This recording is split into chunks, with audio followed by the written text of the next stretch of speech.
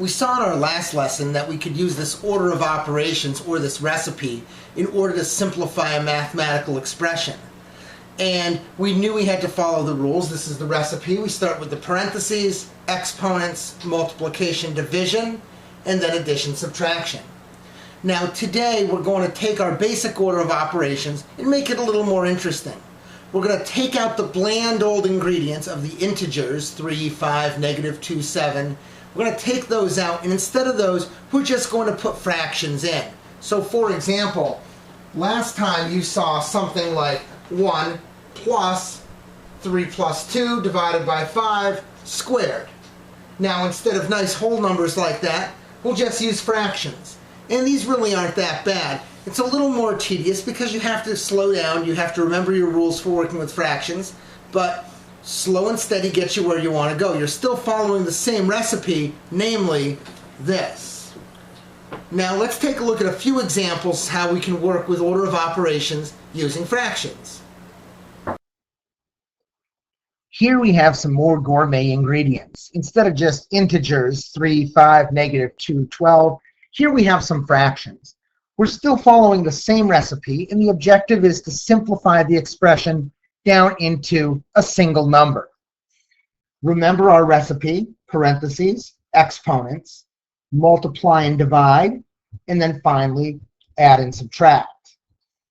We're going to follow the same procedure here that we did yesterday when we looked at working with integers.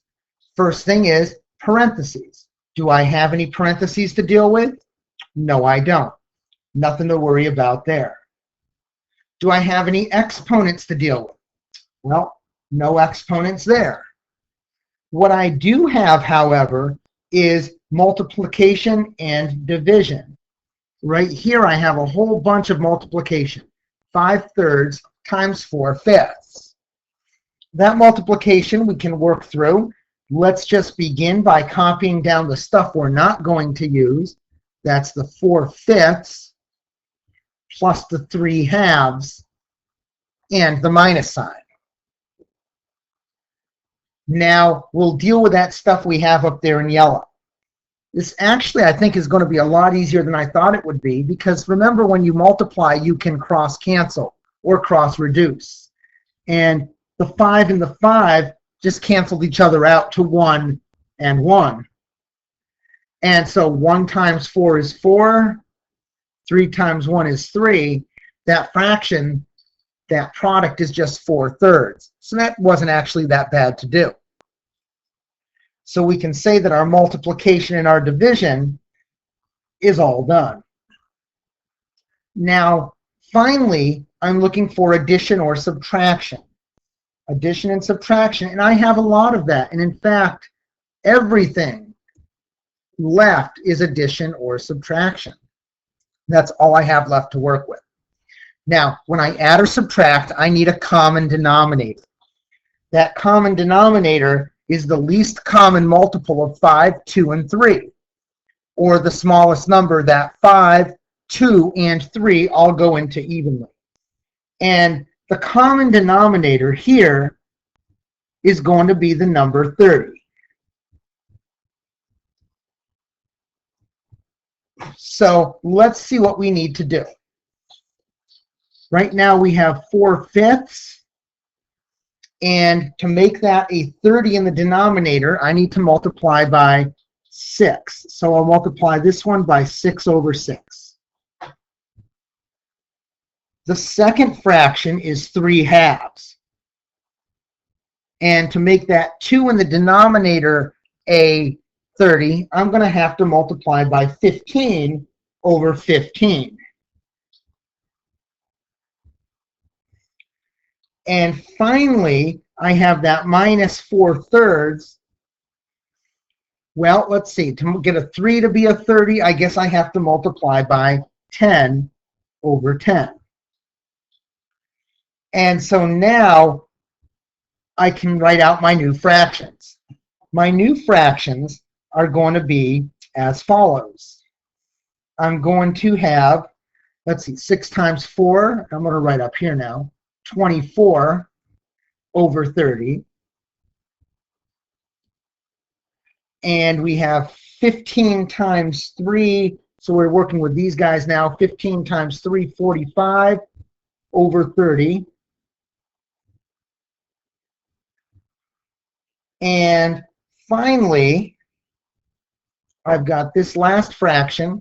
10 times 4 is 40, so minus 40 over 30. And so there are my three fractions.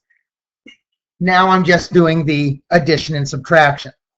24 plus 45 minus 40 comes out to be 29. 29 over 30.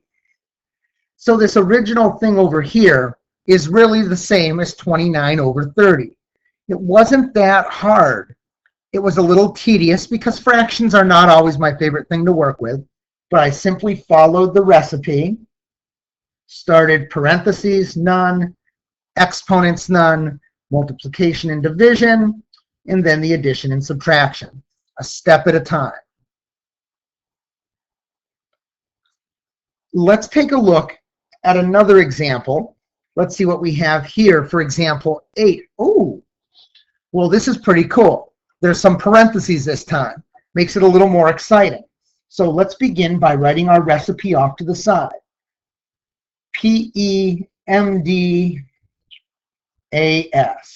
parentheses, multiply, divide, addition, subtraction. We got it all written down there. Okay. So we'll start with the parentheses. So let's start in our first parenthesis. We have over here 7 over 4 times 1 over 7. Well, this is a nice, easy fraction to work with because the first thing I notice is that I can do some cross-reducing, some cross-canceling. 7 and 7, they reduce to 1 and 1. 1 times 1 up top is 1. 4 times 7 is 4. Those were quite possibly some of the easiest fractions I've ever worked with. Now, let's go right over here. We have another set of parentheses to deal with. And over here, it looks like we have inside some subtraction.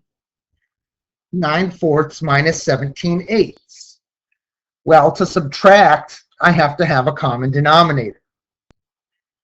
So it looks like my common denominator here will be 8, which means this first fraction is going to have to be multiplied by 2 over 2.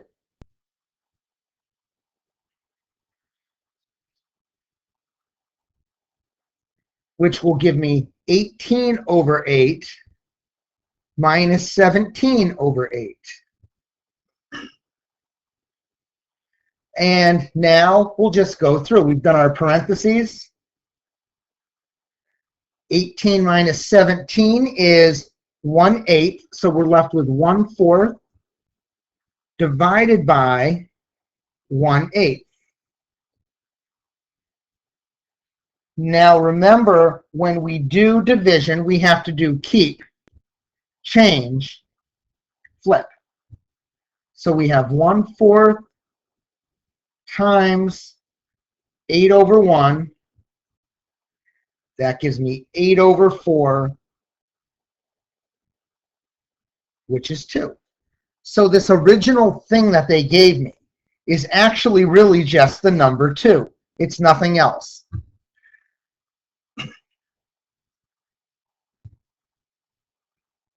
Now, let's move forward to another example. This one's going to look a little bit more complicated, but it's not that much worse.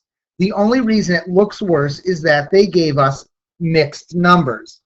And when we deal with mathematics, it's just easier to change them all to improper fractions. And so that's what I'm going to do. And we'll follow our recipe just like we have been. So let's begin over here in this parentheses. We have 4 times 9, 36, plus 4 is 40. So we have 40 over 9 minus, let's see, 7 times 2 is 14, plus 5 is 19, so minus 19 over 7.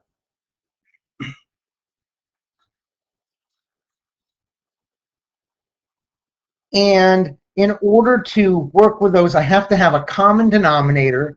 The common denominator of 9 and 7 is 63.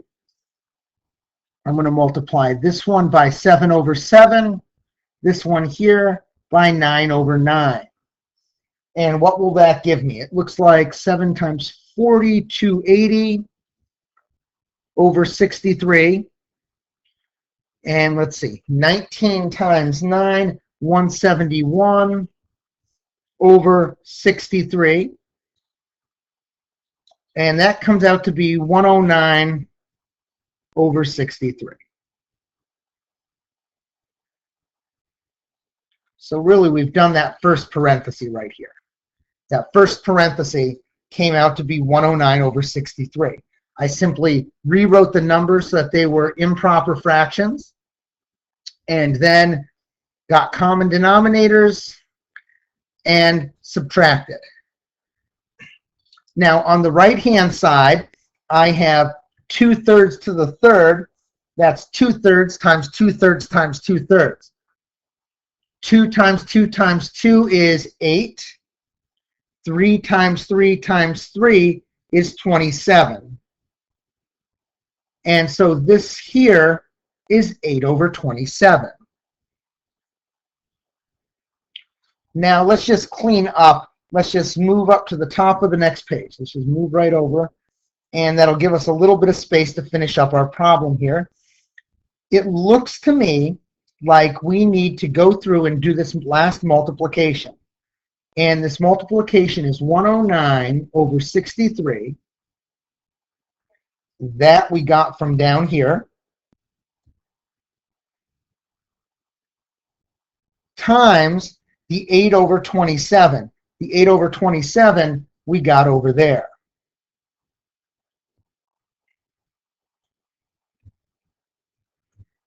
And when I go through and multiply these, do my reducing, whatever I need to do, remember, multiply the tops, multiply the bottoms, I end up with 872 over 1,701.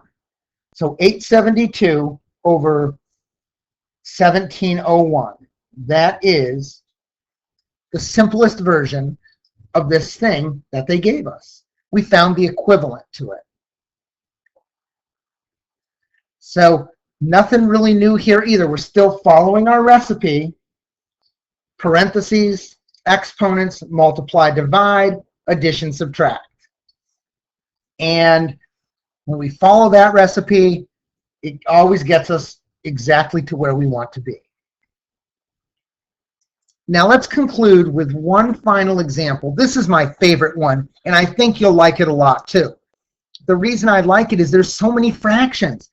I mean, you have fractions up top here, you have fractions down here, and then you really have one giant fraction. There's fractions everywhere. It's like a birthday party, perhaps better. We'll go through, we'll start with the top.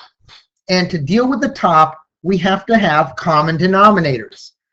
The least common denominator is going to be 12.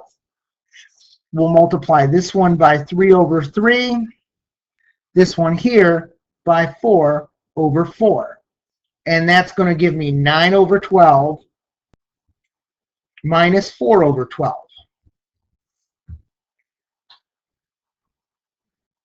Nine over 12 minus 4 over 12 is 5 over 12. That's the top of this big fraction. So the piece that we just found, this 5 over 12, is really this piece right here. We just dealt with the top of it. Now let's take care of the bottom. So we're going to take this piece here, and that'll give us our bottom fraction that's going to end up here.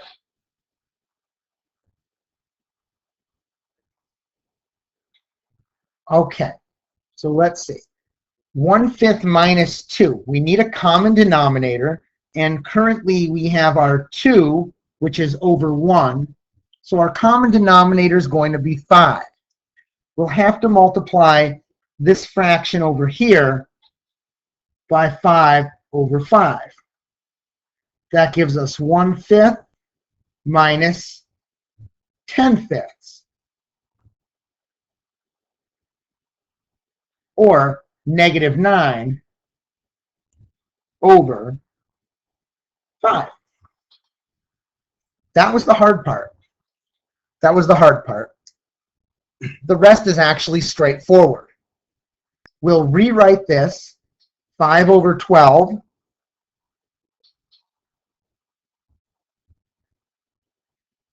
divided by negative 9 over 5.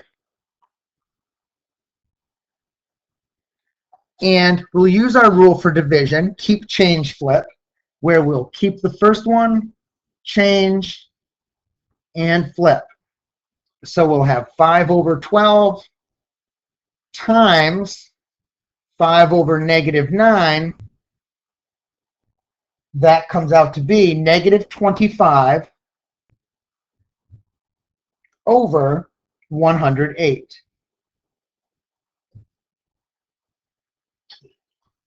So we simply followed the recipe, and we used our rules of fractions. Again, that's not too bad. It can be tedious. Sometimes you got to slow down, take it a step at a time, check your work as you go. But if you follow those rules, you will never go wrong. That's everything you need to know today about working with fractions in order of operations.